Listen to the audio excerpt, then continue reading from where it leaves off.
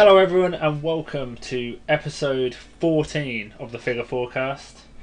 I'm one of the hosts, Damien Cross, and I'm joined once again by Sam Gardner. How are you doing this week, Sam? Yeah, I'm all good, thank you. No illnesses. Been a pretty boring week as it has in the world of wrestling, or WWE should I say. Not really much has happened, has it's it? a bit of a slow week. It normally is as you build into a pay-per-view in terms of nothing major happening because you want to save all the big moments for the pay-per-view, but a little bit slower than perhaps it should be this week, especially on Raw. Yeah, definitely. Raw was very uneventful. Like, if you put me on the spot now about looking at sort of the results that I have on my screen in front of me, I couldn't have told you what happened.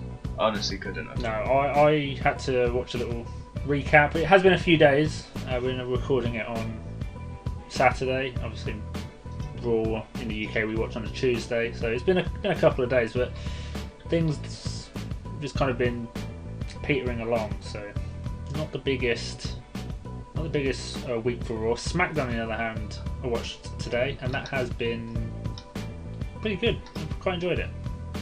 The 2 hours definitely helps. Yeah, it does. It feels like that third hour for Raw just makes it awful. It's almost like the writers just don't know what to do for a 3 hour show. Like 2 hours, yeah, absolutely fine. SmackDown's improved. NXT has been fine. But the third hour, it just makes their heads implode and they forget what they're actually doing, and it becomes a terrible show. Yeah, I would definitely struggle to write a 3 hour episode of TV myself. It's not going to be an easy thing to do, but it does seem that they're just slowly getting worse, and I'm not sure how to fix that. Not really. No, I don't really have any suggestions apart from write the show better. That's very simplistic, Yeah. obviously. But yeah, I don't really know what to say. I'll tell you what, the best thing about, well, related to Monday Night Raw that I saw this week was that WWE Shop are selling a pair of swimming shorts, I believe, that are Fiend related, and on the crotch they say "Let me in" on them, which is just unbelievable. Absolutely unbelievably hilarious. Wow. I was almost tempted to buy them until you said the crotch says "Let me in," and I'm not so tempted anymore. Some Fiend themed shorts wouldn't be too bad. I am actually in the process of buying a WWE t-shirt. I normally don't like to buy WWE merch just because they change things so often. Like, you'd either end up having to constantly buy t-shirts or you'd always be one out. But I actually quite like the design of this t-shirt. Go on. It's from SmackDown, and it is Jimmy Uso's "Nobody's Bitch" t-shirt. Wow. I thought that was an amazing t-shirt. That is, you're actually buying that. I don't know what I'm more surprised at, that you're buying it or it's actually been made as a shirt in less than 24 I was surprised. hours of the show I thought it was being going to be out. like a one-time thing, and then I just thought I'd have a look, and they are selling them on WWE.com, and got to buy it. I don't know where I'll wear it. You can't. That's quite edgy for you WWE. can't really wear it to work or something. But just wear it at home to remind your dad that you're nobody's bitch. When he tells you to do the dishes or the hoovering or something, just point the shirt. No, Dad, I'm nobody's bitch. yeah, I'm sure that will go down great. Yeah. Well, look, let's briefly talk about Raw. There was a couple of things that happened, I guess, that we should really mention. First of which being that Jinder Mahal returned. Well, technically he actually returned on main event last week. But he came back for a match with Jeff Hardy. Poor Jeff Hardy, man. It's like a 4-minute squash or something against Jinder Mahal. Jinder's come back and he's flanked with not the Bollywood boys, but two big boys, big beefy boys. Veer and Shanky is what they're called. They had a brief sort of run in NXT as a tag team, very, very brief. But now it seems like they're Jinder's heavies. Any thoughts on this at all? Because for me it's just cool, Jinder Mahal's back, he'll do something. Yeah, it'll be interesting to see what they do with him. There's an idea around that they have some kind of feud with him and Drew, like a history kind of feud. I don't want that to be for the title, so for me that would only be good if Drew doesn't win at Backlash. But that's an interesting story you can do. They've got history together, obviously from 3-man band, so you can like explore that. And when you've got a feud that's always got a bit of history, that can be good. If they don't do that, I'm really not sure where they go. They must have a plan for him, because he got the win, he got a squash win, and he's got some friends with him. Not so sure on their names. When's that ever stopped someone in WWE before? You know, Yeah, I guess not. It was so nice to hear that hope that you had in your voice when you said, "Oh, they must have something planned for Jinder coming back," and then I was watching your face slowly drop as you realised, oh, it's WWE. Yeah, maybe they don't. Maybe he's just come back and we're not going to see him for another month. Well, they definitely had plans for him on Monday. Whether they have plans for him now, that is the big question. There's an idea, but how the audience reacts, and obviously it's hard to judge now with no live crowd, but that's going to judge, and maybe Vince will be like, no, this is terrible, send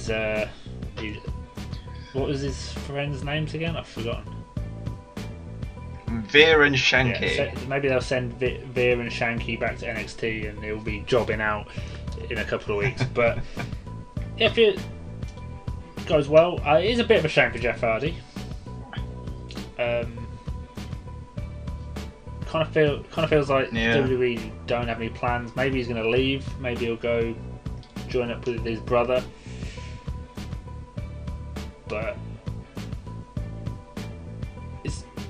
who knows? It's a shame to see a former champion, someone that clearly has main event pull, well, or at least did when he was champion all those years ago, sort of in the position that he's in. But I'll be honest, we have spoken a lot more than I thought we would about Jinder Mahal, so I think we both deserve a pat on the back for that. Let's just move on to something else that happened on Raw. We had a referee stoppage, a legit referee stoppage, because of an injury to Humberto Carrillo in his US title match against Sheamus. It looked horrible. Yeah. It really looked horrible. All of Sheamus's weight. Yeah, I wasn't when I watched it. I wasn't sure whether it was his knee or his back that went. There was some dispute online about what he actually hurt. I don't think WWE have put any information out. I haven't seen anything at the time of recording. He did tweet kind of saying next time I'll win. So I don't think there's anything serious, thankfully. But yeah, it looked really bad when it happened. Obviously, they had to call off the match. It's always worrying when you see that, especially when it's a legit one. Like, there's been a few times in the past where they've done an injury angle, but you can kind of normally tell. But seeing it for real, you never want someone to get hurt. You want it to look like they got hurt, but you never want someone to actually get hurt. No, definitely not. And let's hope that he's not injured too bad and he has a speedy recovery. But moving on, I just want to talk a little bit about a highlight from Raw a couple of weeks ago now. Angel Garza, he kicked a rose up Drew Gulak's ass. This week he promised to shove it down his throat, which I was a little bit disappointed about, to be honest. I was hoping that he would sort of continue a gimmick of kicking roses up people's asses every week. That's something I could definitely get on board. Which do you think is worse, having a rose shoved down your throat or kicked up your ass? Kicked up your ass, I'd say. I would prefer the throat. Yeah, I don't think I want a rose kicked up my ass. But a rose being shoved down your throat doesn't sound pleasant either. So. Well, let's move on to the main event picture anyway. Bobby Lashley defeated Drew McIntyre via disqualification. Braun Strowman stands tall at the end of the show. Braun's going to get pinned, and he's the failsafe for the triple threat, so that this feud between Drew and Bobby can presumably continue. job done. There you Yeah, go. that is the cliche WWE rule. If you stand tall on the go-home show, you don't win. I don't think anyone was expecting Braun to win anyway, but it's still a shame when you telegraph it with such... Like, WWE must know that people are aware of this cliche, and they still do it. So maybe there is going to be a twist. Maybe Braun doesn't get pinned. So that hope in your voice again. That naive hope, soon to be crushed. It's the hope. It's the hope that kills you. I just do. It really is. I do just want to briefly mention how sort of I don't know how to describe it. There just seems to be no sort of push or spotlight on Drew and Bobby now. It just seems really stale to me. There's no sort of, from my end, enthusiasm between seeing this triple threat and seeing a main event sort of program between these two now. I think more so on Drew. He just feels really stale. Sort of at the beginning of the year when he was the champion, he did have an aura about him and felt like he was sort of potentially on the cusp of being one of the top stars. But now he just seems, like I say, stale. It's just boring. It's just kind of a problem with Raw in general. I can't remember if we talked about it last week on the podcast or if it was just a conversation we had separately. But realistically, at the minute, the only person who seems like a big deal in WWE is Roman Reigns, who is also a heel, so there's no one to cheer. Like, there is no one on Raw that feels like the wrestler for Raw. None of the women, none of the men stand out as being that is the face of Raw. And you could argue that it's Bobby Lashley or Drew McIntyre. It's meant to be Drew McIntyre, but it doesn't feel like it. Like, no, he feels far away from a proper top level star. Like, people hated the John Cena era for every week.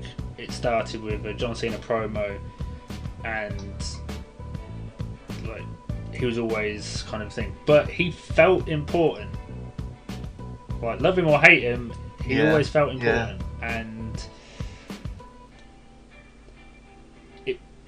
the entire of Raw feels like the mid card now. I feel like it's best reflected in Rhea Ripley coming up. In NXT, she seemed a huge star. She had this charisma around her and she knew exactly who she was. As soon as she's come up to the roster, even as the champion, you can see that she's just another sort of android in Raw. She's just completely gone into the WWE main roster generic wrestler type. You can tell that she doesn't sort of know what her character is. She doesn't know if she's a babyface or a heel. She doesn't know if she's sort of like a badass babyface or some sort of tweener or whatever.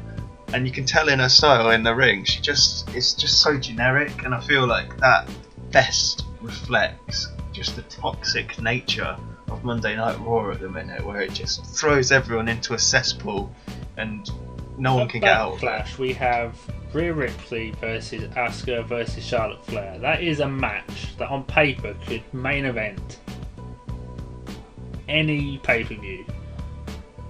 That could be your star match of any pay-per-view on paper. Like, you could argue that could be a WrestleMania headliner. But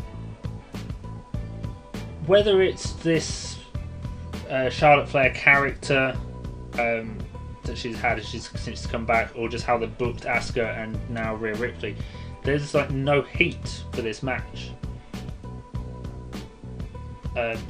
No, there's no momentum whatsoever. And like you say, it's a match where you should be really up for it, but I just look at it and think, meh, I really couldn't care less if I missed that match. And the big problem for me with Raw isn't even what's happening now. It's what's going to happen in the future. Like, you shouldn't be focused on what's going to be happening down the line, but it should always be sowing the seeds for like future storylines. Like, And there's only two things that I have interest in seeing develop at the minute. What we have now, the Arcade Bro stuff. I'm really enjoying the odd couple dynamic between Randy Orton and Riddle. Hopefully that goes on a little while. I think they could be interesting as like a tag team title run before an eventual split and then a feud with each other. I think that could do good for both wrestlers. And the fallout on Miz and Morrison. Like, Agreed. Where's the future for WWE? For Raw, SmackDown, you can see some of the stuff what they might want to do. I have no idea where Raw is going to be in 3 months, 6 months, a year. Like, there's nothing built. There's no kind of plan that you can see. Normally, you can spot things a little way off. Like, you can kind of predict that at some point Roman Reigns is going to face The Rock, probably at WrestleMania when it's in Hollywood. You just don't have that for Raw at the minute. I agree. I completely agree. It's 3 hours, and if you can only pick 2 tiny little things out of an entire 3-hour show that are good and that you like, that shows there's something wrong with it. And people argue, oh yeah, but you're not going to like everything. It's got to cater for sort of a whole broad aspect of people. But I implore anyone that enjoys Monday Night Raw as an entire show to get in contact with us, because I'd love to know what they actually enjoy about it, because it's not just me sort of poo-pooing on WWE. It's hard to watch. It's not even hard to watch, it's painful to watch at times. It's sort of soul destroying. I dread watching Monday Night Raw now, and if I didn't have to review it for this, I wouldn't actually watch it whatsoever. Like, it's rubbish. It's really, really rubbish. Yeah, like I get that you shouldn't necessarily have to enjoy everything in a wrestling show. It should be a bit of a variety show. I'm not even seeing that variety at the minute. Like before WrestleMania, there was that kind of variety. You had the weird spookiness with like the Fiend and Randy Orton feud. You had some of your more work rate style matches. You had some like storylines that were more targeted at children. I'm not seeing that at the minute with Raw. I'm just seeing everything kind of being kind of the same, repeated a lot. It seems as if WWE is scared to make a mistake, and by not acting, that is a mistake. That's the only thing I can say on it. It's as if WWE don't want to risk doing something wrong and that having a negative effect on them, but by not doing anything, they're just dragging out that kind of slow descent. Like what is the attendance viewership for Raw? So the April 26th, that's 2 weeks ago, drew 1.7 million viewers. Apparently it's actually up recently, but see, AEW's not far off that with 1.2. What's SmackDown's viewership? That's about the same, about 2 million. They did have a throwback episode, but their average has fallen slightly over the last few years, but about 2 million people tune in. And I don't know how you calculate viewership for TV. Do you have to watch the entire thing? Do you just have to watch a little bit? I think they sort of do an average. They work out an average. But Raw is I don't know if it is anymore. It's the flagship show. It should be pulling more than SmackDown, and it should definitely be significantly more than NXT and AEW. And I know NXT is a little bit lower than AEW, but it shouldn't even be close. Like, it's just one of those things. You don't know what to say. Like, we enjoy wrestling. We've enjoyed WWE for 15 years. There's been brief periods when I haven't watched, normally because I didn't have access. Like, I didn't watch it at first when it moved over to BT here in the UK because I didn't have it. I didn't watch it at uni because I didn't have Sky. But there's just no excitement in watching it. Like I watch hoping something big is going to happen. Like it's going to be a good episode, and then it isn't. And I wish I had an idea of how to fix it, but I don't. Poor Damien. He lives in I live in hope. But like I want it to be good.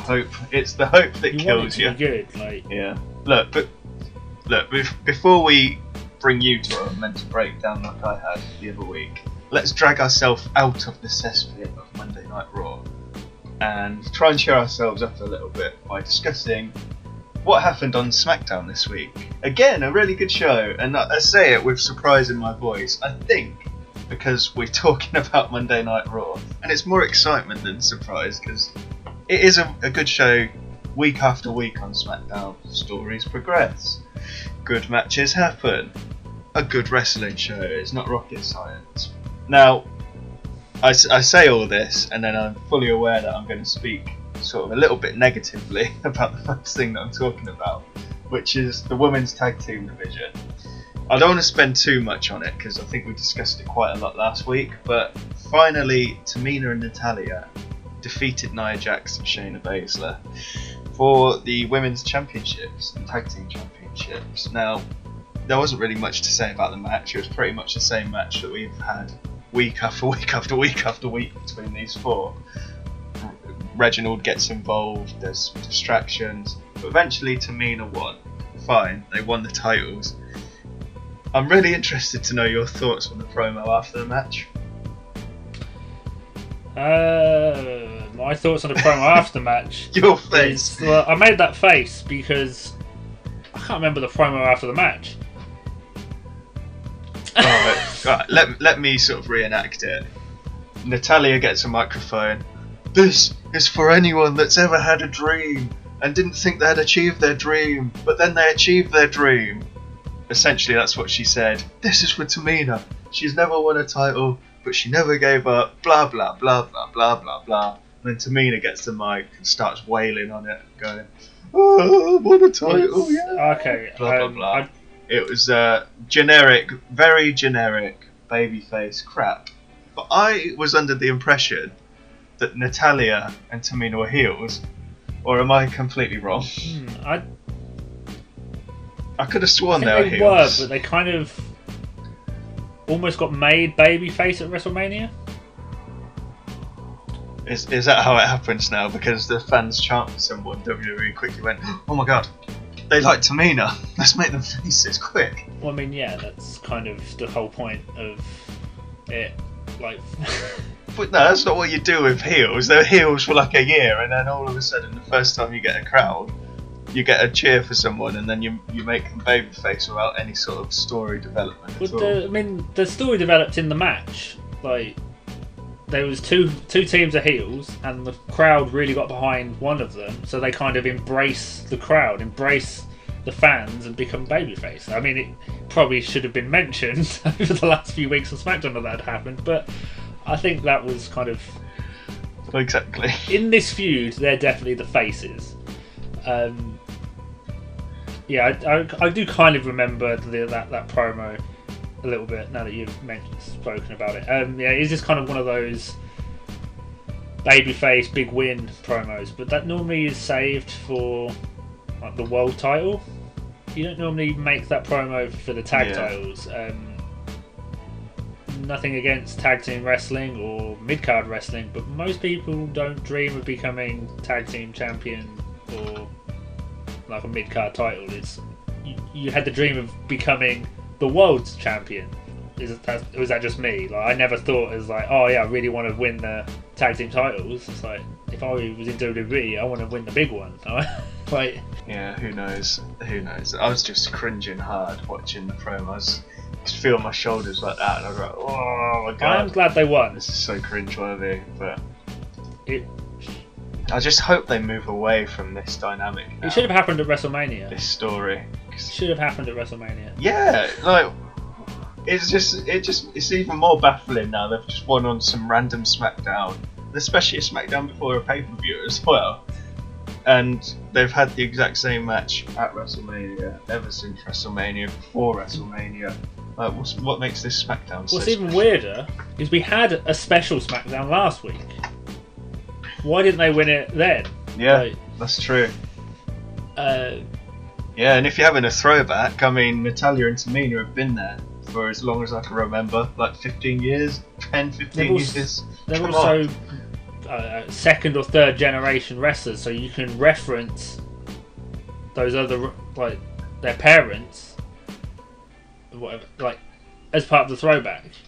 I don't know, like, exactly. It's not a negative for this week's SmackDown. It's just weird that they didn't do it before. But I'm glad Shayna didn't take the pin as well.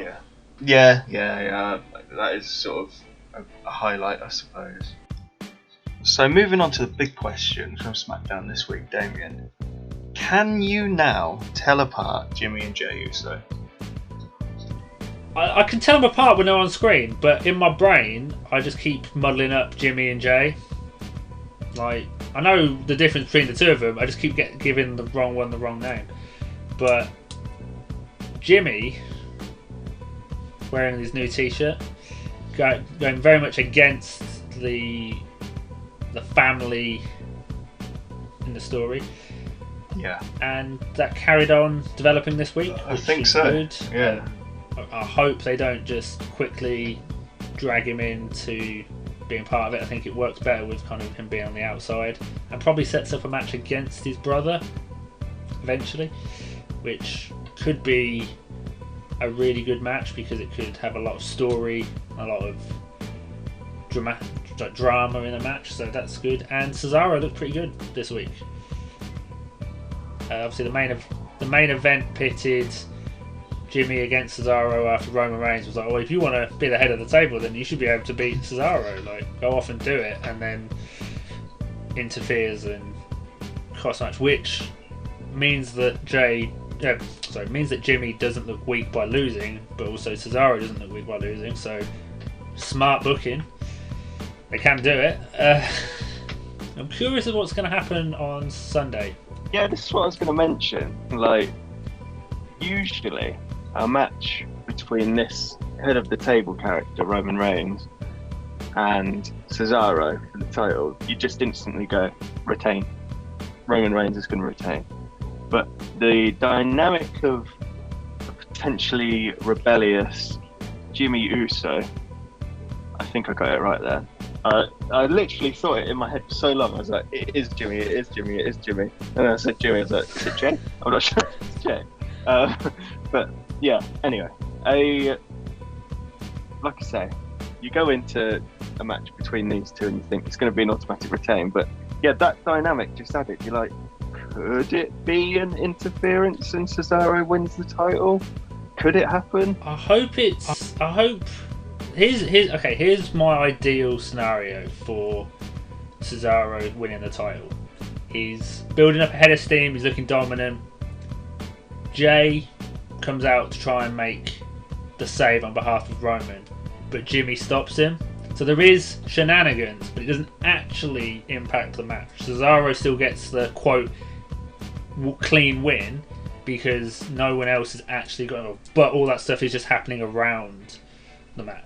That's the ideal scenario. You don't want Jimmy to help Cesaro win because this is Cesaro's first ever title shot. I think they kept mentioning on SmackDown. So I don't necessarily think he's going to win. I'm undecided at the minute on that one.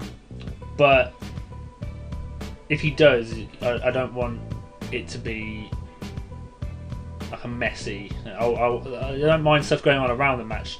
Jay and Jimmy should clash if that's going to be the case, but Cesaro needs to win by himself. But yeah, I don't really know how you do it. I saw that Cultaholic had put out a video. I haven't watched it, but they put out a video this week talking about WWE having booked themselves into a corner. Like, how do you finish this match without making someone look weak? Like, how can you benefit from this story? And it's a difficult one, where if Roman wins, I don't think this story has any benefit. But if he loses, where do you then go from there? I don't agree with that. I think if Roman wins clean, it doesn't hurt Cesaro whatsoever. Cesaro just goes back to being Cesaro. Yeah. Everyone still loves Cesaro. It's not going to sort of damage you. But it just kind of makes the whole. I mean, realistically, no one. Pointless. But you could say that with any sort of title match, like Drew McIntyre losing at WrestleMania. You could say, what was the point of him having the match? You could say it for literally any title match. What's the point of the challenger challenging if they're not going to win? Yeah, Like, I guess. It in the nicest possible way. Cesaro isn't the main person in this story. As much as like fans like him, Roman Reigns is the main character here, and if it develops Roman Reigns, Well, the thing, I'm happy. I don't think it will do anything for Roman to win. The people who will benefit from this story will be Cesaro and Jimmy and Jay. I don't think Roman can gain anything from just beating Cesaro. Well, no, because he's at sort of the height of his powers, if you want. I don't think Roman Reigns gets any better because he's the best version he is at the minute. I honestly don't think you can make this Reigns character any better. You could just maintain the level that he's at by just making him win and crush all these people. And then when you get to the person that eventually overthrows him, imagine how big of a deal that's going to be. That would be, but that's what in the past, WWE have tended to give the big win to someone who doesn't really need it. Brock Lesnar beating the in my head, and then Roman beating Brock Lesnar didn't really help either of them. Brock was already top when he beat the Streak and became even bigger, and Roman was already the guy when he beat Brock, and the fans just turned on him even more. So historically, WWE are terrible at the big payoff for those kind of. Would just say, in an ideal world, imagine the situation: Reigns goes all the way to SummerSlam without losing, and he comes up against, say, Big E, someone that everyone loves. If Big E wins against Roman for the title, he instantly becomes a star. He becomes massive. That's sort of where my head's at. Yeah. I mean, I was a little bit negative in my discussion there, but I did really enjoy everything they're doing. I feel like how things are on Raw is just souring, like my opinion on SmackDown a bit. It's just kind of like bleeding in. Like, I can't be completely happy with the thing on SmackDown because I see what's happening on Raw, and I'm like, well, if we get that, like, what if? Yeah, exactly. Yeah, I completely get that feeling. It's just it's sort of a feeling of, I want to say impending doom, but it's just lurking behind you.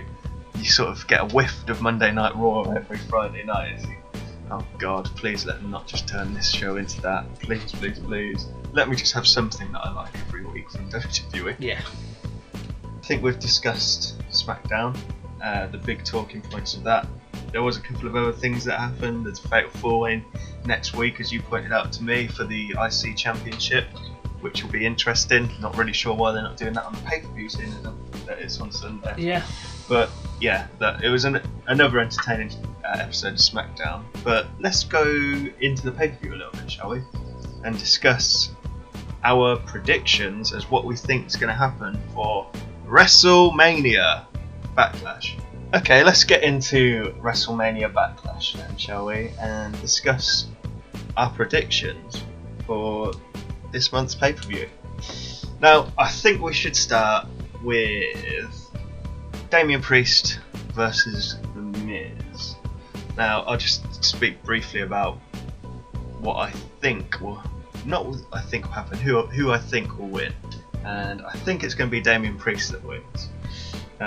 I think he's got to win sort of kind of convincingly. I think everyone thought that the end of this story would be at WrestleMania, which was logical when he beat Miz and Morrison with Bad Bunny. But I think he's got to win this match and move on and start sort of progressing, if he can, on Monday Night Raw. So I'm going Damien Priest. Yeah, I'm also going Damien Priest. It makes no sense for him to lose. That would be very damaging for him if he won with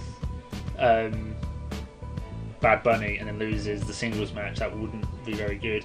It also can help further that potential Miz Morrison feud, and then Damien Priest can go off. Where I'd like to see him, maybe feud with Sheamus. If Angel Garza, if Humberto can't return straight away, maybe Damien Priest could feud in the US title for a little bit. But yeah, hopefully this is the end of that one, and Priest wins. Yeah, completely agree with that. So that we agree on that. Let's go on to the SmackDown Tag Team Championships. The Dirty Dogs versus Rey Mysterio and Dominic. For me, this is a match I feel like it's going to be the first father and son tag team champions, and Rey and Dominic are going to win.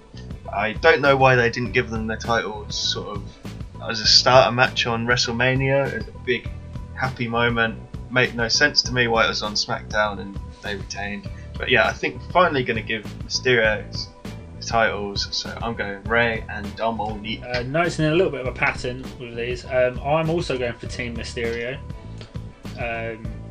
Feel good moment, should have happened at WrestleMania in front of a crowd, but yeah, that's WWE for you. Now is the next best time to do it. They still look reasonably strong, and yeah, the first father-son tag team champions. That's a moment of history, and WWE love their first, so that's who I've got. Okay, so that's two agreements. I kind of feel there is a theme. If we agree on everything, I do have an idea. Next match I think we should discuss is Bianca versus Bayley for the SmackDown Women's Championship. Quite briefly and simply, Bianca to retain. It's not her time to lose the title. I'm sure it'll be an amazing match with Bayley. Bayley, it'll do nothing if she did win the title. She's awesome, and I think, in fact, it should definitely happen. Bianca just retains. I'm sure you're going Bianca as it's well. the first feud after the big win. It doesn't make any sense to lose, especially as Bianca won the feud when they had it before. She had the title, so she in theory should win now. Doesn't hurt Bayley, but they should have a good match. Bianca should win so she can carry on and have a reasonably long title reign. It should in theory go to at least SummerSlam. So yeah, I also have Bianca. Yeah. This is becoming a very predictable pay-per-view. Okay, next, the Raw Women's Championship. Rhea Ripley versus Asuka versus Charlotte Flair in a triple threat. Again, similar reasons. Rhea Ripley for me has to retain. Oh, you're showing me. You've I was trying to, but I've got the blurry background on and it blurred the piece of paper. I also... That's fine. Look, yeah, I feel like we're both going Rhea for similar reasons to Bianca, but more so if there's... The only way that you can salvage this Rhea Ripley character is to keep the title on her and hopefully build from there. So Rhea Ripley to retain. Yeah, I can't add anything new. Anything other than a Rhea win is damaging for her, and she's only just joined the main roster. Only just won the title, same as Bianca. The most damaging possible solution is if she gets pinned, especially if it's by Charlotte Flair. Then you kind of don't gain. There's nothing to be gained from that. It hurts Rhea. It doesn't help Charlotte. So that's the worst case scenario. Hopefully Rhea wins. I don't know who she should pin. Pinning Charlotte probably would make the most sense because it kind of like she does finally get that win back after last year's WrestleMania. I don't know where it's going to go. Yeah. I do also think Rhea's going to win. My fear is Asuka is in there to be the full woman. That's my fear. I really hope it's not because she's so much better than that. But look, let's see what happens. Next match, Bobby Lashley versus Drew McIntyre versus Braun Strowman for the WWE Championship. I have a feeling we're both going to go for the same one here because for me, Braun Strowman's not winning. Yeah, would you agree? Drew McIntyre to me is stale as a pint of milk that's been left out for 2 weeks. So for me, Drew McIntyre is not winning. The only logical thing I can see is Bobby Lashley retaining, and he probably pins Braun Strowman, and they for some reason continue this Drew McIntyre versus Bobby Lashley story. So I'm going Bobby Lashley. I just want to ask, do you think milk goes stale? Well, it goes off, doesn't it? It doesn't go stale. Like bread would go stale. Alright, calm down. Got a science degree and think you're fucking Einstein. Calm down. I also have Bobby, so that's 5 similarities here. Bloody hell. You say it's really predictable, but we're just predicting who we think should win these matches, and it should. Most of the champions should retain because the stories being built into them haven't been right for them to lose. They could throw in some twists. Drew winning here wouldn't be the worst thing because people like Drew. It wouldn't be a massive Especially shock. if he pins Braun and then Bobby hasn't lost to lose the title. Although that is what happened to him with the US title, so maybe they wouldn't do that again. But yeah, I'm going for Bobby. I feel like the triple threat has been added to make sure that he doesn't look weak. So I think he's going to retain. I think there's a lot more you can do with Bobby Lashley, especially as my dad said 2 weeks ago, with Mark Henry's coming back, they can do like a strong man versus Bobby kind of feud. That could be pretty interesting. There's a lot you can do with him that works in a different way, and you can also do different stories with Braun and Drew that don't require the title. So for me, you've got to keep the story, keep the title on Bobby and continue that story. Yeah, agreed. So it all comes down to this final match. I haven't written anything I down wonder yet who for we're this going one. to pick. So I haven't written anything down for any, so well done. So Roman Reigns versus Cesaro for the Universal Championship. Now, I'm sort of torn between, do I make it interesting and I'll go for Cesaro, or an idea that just came into my head was, shall we flip a coin and you can call it. No, how do we do it? We flip a coin and heads is Roman Reigns, tails is Cesaro. I have another idea, because presumably we both want to go for Roman Reigns. Is that correct? Yeah. So we've picked the same prediction for every single one. So this time, I think our predictions shouldn't be Sam versus Damien. It should be the Figure Fourcast versus WWE. So we have to get more right than wrong.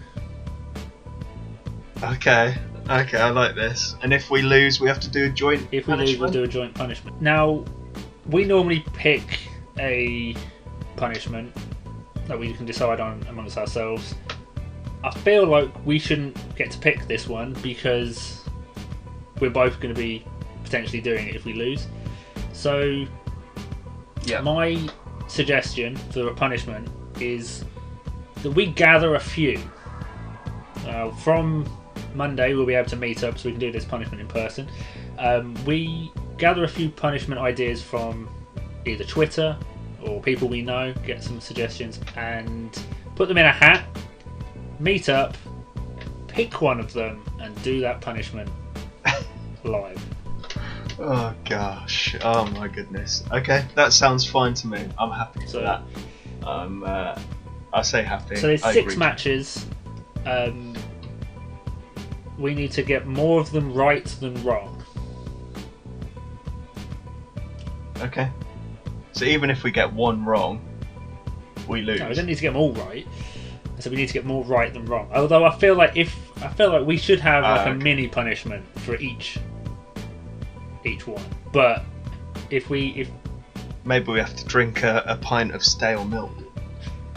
but if we get more than 3, It doesn't exist, man. It doesn't exist. That's what If we get 3 or more wrong, Professor Newton told three me. or more wrong, we have to do a big punishment, but we'll do a little punishment for each one we get wrong because we're saying it's super predictable. So